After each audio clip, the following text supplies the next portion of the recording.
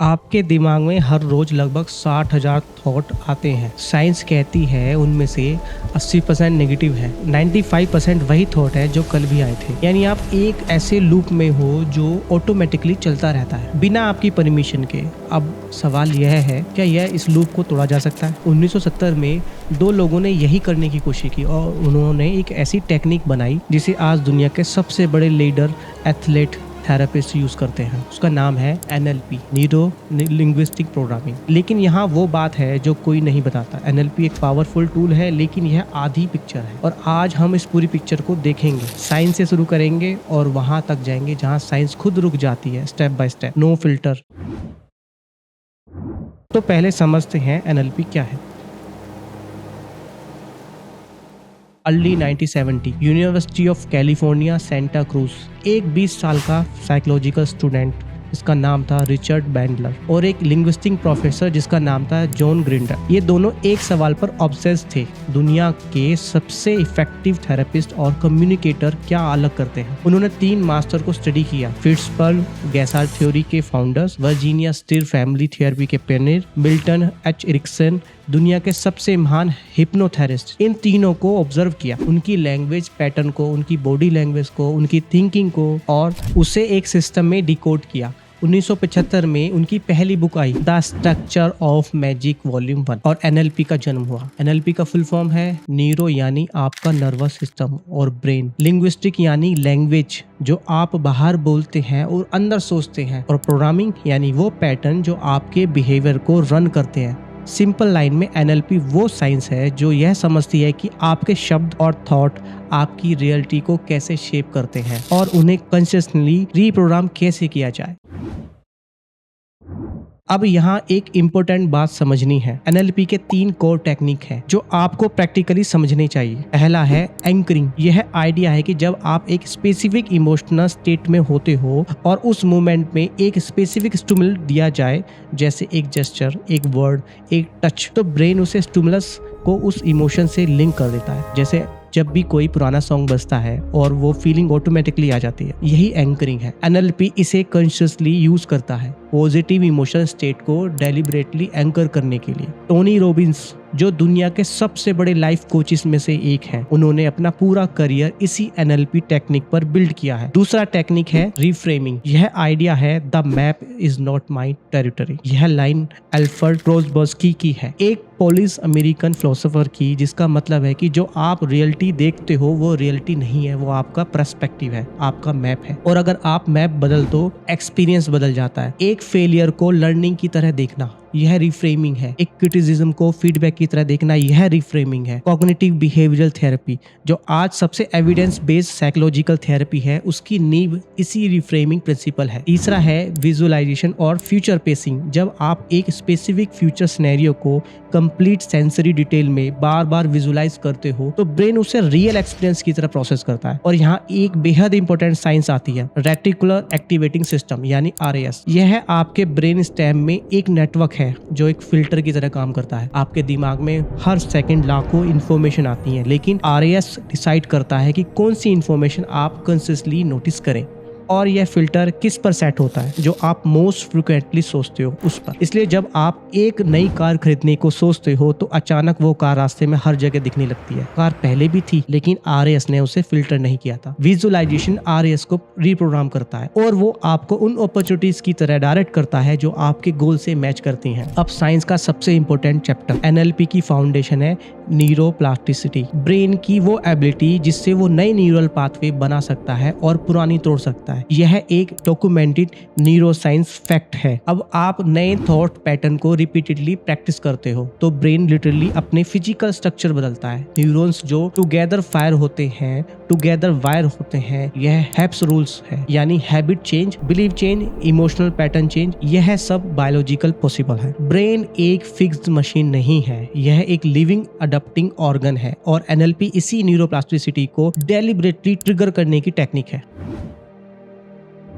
लेकिन जहां NLP एक ऑनेस्ट लिमिटेशन भी है जो ज्यादातर NLP कोचेस नहीं बताते। 2024 में IA-NLP के रिसर्चर्स ने एक स्टडी में लिखा, NLP के साइंटिफिक एविडेंस मिक्स्ड है। कुछ एरिया में क्लियरली इफेक्टिव है जैसे एंजाइटी, फोबिया, कम्युनिकेशन स्किल। और NHS ने 2024 में PTSD के लिए NLP का ट्रायल भी शुरू किया है। लेकिन अगर आप NLP को एक अल्टीमेट ट्रांसफॉर्मेशन टूल समझ रहे हो, एक डीपर क्वेश्चन पूछना होगा। NLP माइंड को रिप्रोग्राम करता है, लेकिन वो माइंड कहाँ से रन होता है, और जो माइंड पीछे है क्या वो भी रिप्रोग्राम हो सकता है? यहाँ एक और इम्पोर्टेंट क्वेश्चन समझना है, और यह इस पूरी वीडियो का टर्निंग पॉइंट है। साइंस का एक और डायमेंशन है एपिग्नेस्टिक्स। डॉक्टर ब्रूस लिप्टन, जो स्टैनफोर्ड यूनिवर्सिटी स्कूल के मेडिकल में 1887 में 1992 तक रिसर्च साइंटिस्ट थे, उन्होंने अपनी लैंडमार्क रिसर्च में यही डिस्कवर किया कि जीन एक्सप्रेशन को सिर्फ DNA नहीं बल्कि एनवायरनमेंट कंट्रोल करती है, और उस एनवायरनमेंट का सबसे पावरफुल एलिमेंट है आपके थॉट्स और बिलीफ। उनकी 2025 की बुक बायोलॉजी ऑफ बिलीफ में यही एक्सप्लेन्ड है। आपके थॉट्स न्यूरोट्रांसमीटर्स के रूप में एक्चुअल फिजिकल प्रोटीन है, सेरोटोनिन, डोपामाइन, एड्रेनलिन, जो सेल मेम्ब्रेन से अटैच होते हैं और जीन के एक्सप्रेशन को लिटरली टर्न ऑन या ऑफ कर सकते हैं। यानी आपकी लैंग्वेज, आपके शब्द, आपका DNA तक पहुंचते हैं। यह कोई मेटाफर नहीं है, यह मेजरेबल बायोकेमिस्ट्री है। हमारे शास्त्रों में इसे वाचा की शक्ति कहा गया है, स्पीच का फिजिकल मैटर पर डायरेक्ट बायोलॉजिकल कंट्रोल। साइंस ने 2005 में कहा, उसे हमारे ऋषियों ने हजारों साल पहले समझ लिया था।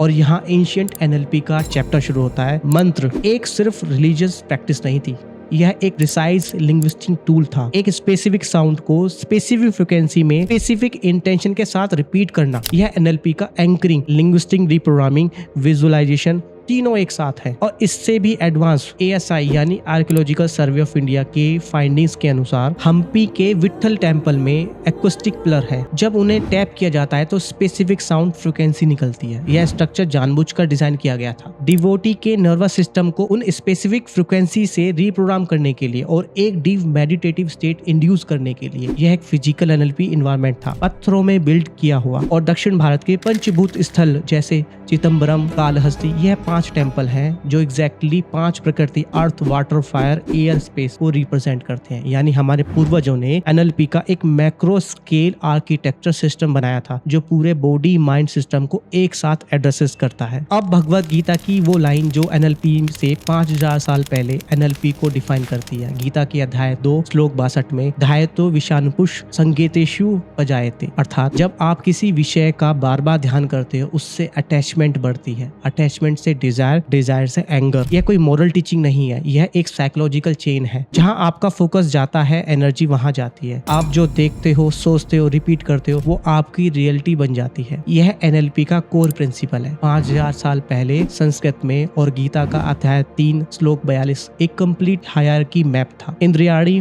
परायण हुरेंद्र भयम, अर्थात 5 एलिमेंट बॉडी से हायर है सेंसेस से हायर है माइंड से हायर है इंटेलेक्ट, और इंटेलेक्ट से हायर है सोल। यह हायर की है, body, senses, mind, intellect, soul. NLP इस चेन के विकास लेवल पर काम करता है, माइंड और सेंसेस पर। यह पावरफुल है, लेकिन यह चेन का मिडल है, टॉप नहीं।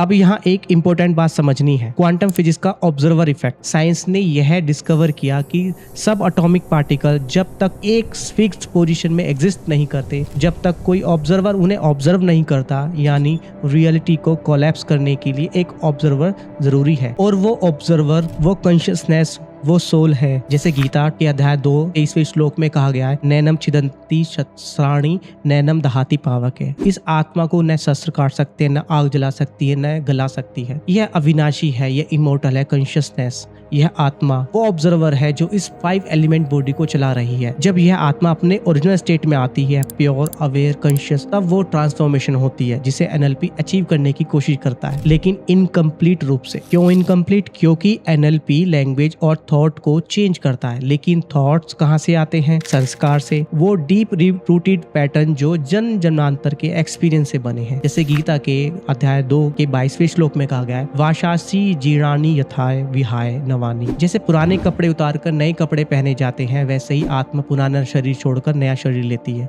हर नए शरीर में वो अपने पुराने संस्कार लेकर आती है। एनएलपी सरफेस लेवल पैटर्न को चेंज कर सकता है, लेकिन वो डीप कार्मिक संस्कार जो सेंचुरीज पुराने हैं उन तक एनएलपी की रीच नहीं है, क्योंकि कुछ लोग एनएलपी करते हैं, टेम्पररी बेटर फील करते हैं और फिर रिलैप्स हो जाते हैं क्योंकि रूट तक नहीं पहुंचे। रूट तक पहुंचने का रास्ता क्या है? यह गीता का 15वां अध्याय 17 श्लोक एक क्लियर आंसर देती है। उत्तम पुरुषोत्तमम यानी क्षर यानी नाशवान बॉडी और अक्षर यानी अविनाशी सोल, दोनों में उत्तम है परमात्मा, वो सुप्रीम सोल, वो अल्टीमेट कॉन्शियसनेस। जब इंडिविजुअल सोल आत्मा उस सुप्रीम सोल से डायरेक्टली कनेक्ट होती है तो जो ट्रांसफॉर्मेशन होती है वो किसी भी साइकोलॉजिकल टेक्निक से बियॉन्ड है, क्योंकि वो कनेक्शन सोल उसके ओरिजिनल स्टेट में पूरी पवित्रता में लौटा देती है और उस स्टेट में संस्कार नेचुरली डिसॉल्व होते हैं। यह रीप्रोग्रामिंग नहीं, यह रिस्टोरेशन है। तो एनएलपी और सोल कॉन्शियसनेस का रिलेशन क्या है? एनएलपी एक लैडर है जो आपको एक बेटर वर्जन तक ले जाती है, लेकिन सोल कॉन्शियसनेस एक डायमेंशन शिफ्ट है जो आपको आपके ओरिजिनल वर्जन में वापस लाती है। एनएलपी टेक्निक है, सोल कॉन्शियसनेस ट्रांसफॉर्मेशन है। एनएलपी माइंड को ट्रेन करता है, सोल कॉन्शियसनेस माइंड को ट्रांसेंड करता है। दोनों एक दूसरे के अगेंस्ट नहीं है, लेकिन दोनों को एक ही लेवल पर रखना यह मिस्टेक है।